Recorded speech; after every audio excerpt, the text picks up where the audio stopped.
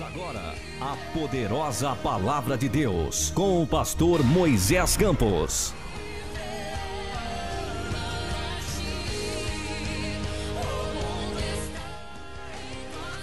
É isso aí, onde você estiver, você que possui um exemplar da Bíblia, da palavra de Deus, nós queremos daqui a pouquinho estar orando, mas antes quero compartilhar convosco que o Espírito Santo tem depositado no meu coração. No livro de Números, capítulo de número 23, esta manhã meditando, esta manhã buscando do Senhor uma palavra para estar entregando para você nessa tarde. O Espírito Santo me falou fortemente, me levou no livro de Números, capítulo de número 23, do verso 18 em diante. Números, capítulo de número 23, verso 18 em diante, diz assim a palavra de Deus: Então alçou a sua parábola e disse: Levanta-te, Balaque, e ouve, inclina os teus ouvidos a mim, filho de Zippor.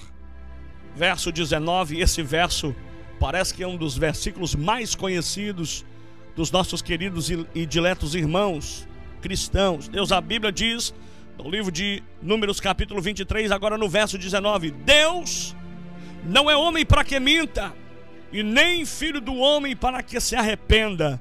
Porventura diria ele e não faria, ou falaria ele e não o confirmaria.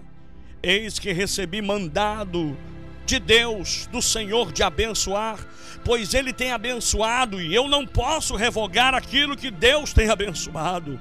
Não viu iniquidade em Israel, não viu iniquidade, nem contemplou maldade através de Jacó. O Senhor, o seu Deus, é com ele, e nele e entre ele se ouve um alarido de um rei. Verso 22, Deus os tirou do Egito, e as suas forças são como as de um unicórnio. Verso 23 e último: Pois contra Jacó não vale encantamento, nem adivinhação contra Israel. Neste tempo se dirá de Jacó e de Israel: Que coisas grandes tem o Senhor feito.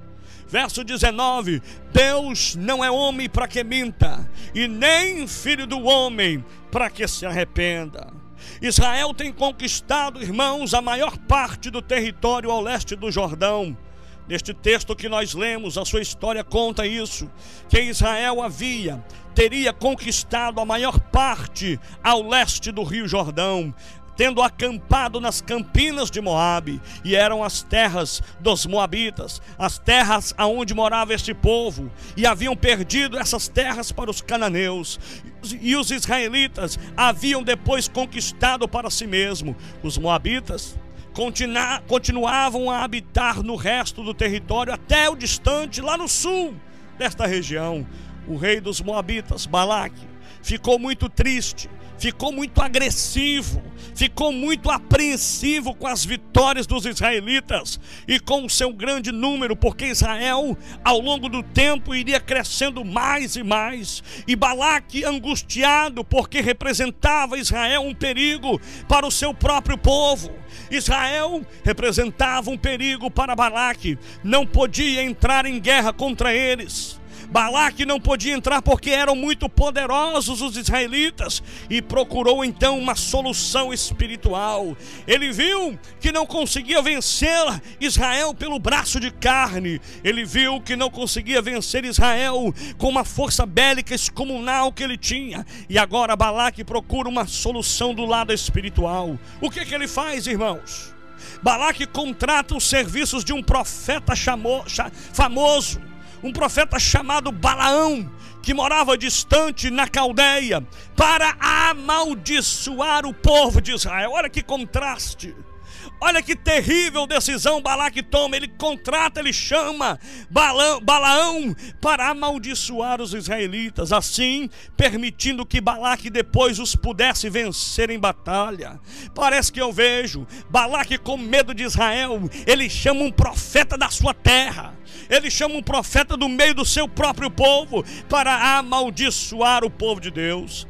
Balaão é um profeta venal típico, ou seja, mercadejando, mercador do seu próprio dom. Em outras palavras, Balaão aproveitava do dom que Deus havia lhe concedido, lhe dado para ganhar dinheiro, para usufruir disso. E a fama de Balaão se espalhava por toda a Judéia, a fama de Balaão se espalhava por todos os lugares, por causa deste ato. E este é o caminho de Balaão. A Bíblia diz no livro de 2 Pedro capítulo 2 que caracterizava os falsos ensinadores. Balaão caracterizava os falsos profetas. E o erro de Balaão, registrado no capítulo 11 do livro de Judas, foi que ele não compreendia.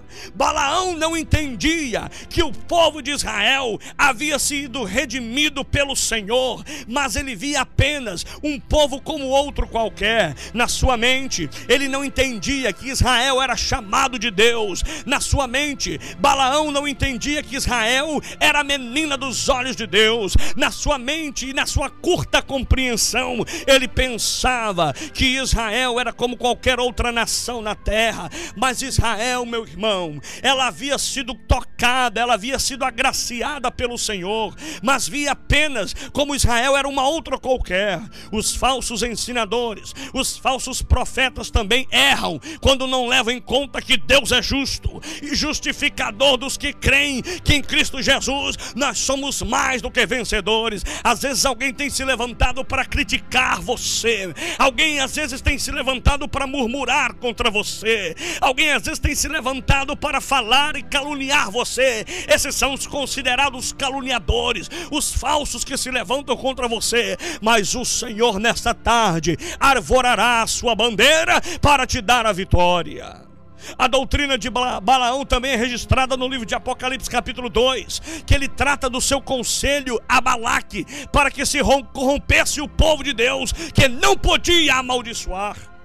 Balaão, escute, é um contraste, é um paradoxo. Eu não entendo às vezes isso, mas isso está bem claro e explícito na Bíblia, para você e eu aprender e extrairmos pontos importantes. Balaão conhecia o Deus verdadeiro, embora também reconhecesse a augúrios, ou seja, a adivinhadores, a outras formas e fontes que não procedessem do coração e da vontade de Deus. Além de conhecer a Deus, Balaão procurava outros meios, e esses meios desagradavam ao Senhor. Tendo recebido o pedido dos mensageiros de Balaque, ele esperou que o Senhor o instruísse. Olha que erro, olha que lástima a decisão desse homem, gente.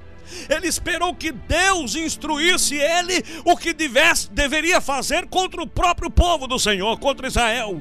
E foi assim que aconteceu. Aconteceu que o Senhor o instruiu claramente. Eu imagino que quando Balaão, aquele homem que estava corrompido, errante, falho, imperfeito, procurando outros meios e outras vias, e ele estava errando o caminho, agora ele vai ao Deus verdadeiro, ao Deus de Israel, e diz: Senhor, eu imagino, a Bíblia não fala, mas deixa eu conjecturar, deixe a minha mente imaginar e voar, alçar com asas desta tarde. Imagina, ele chegou: Senhor, eu fui encarregado de uma missão.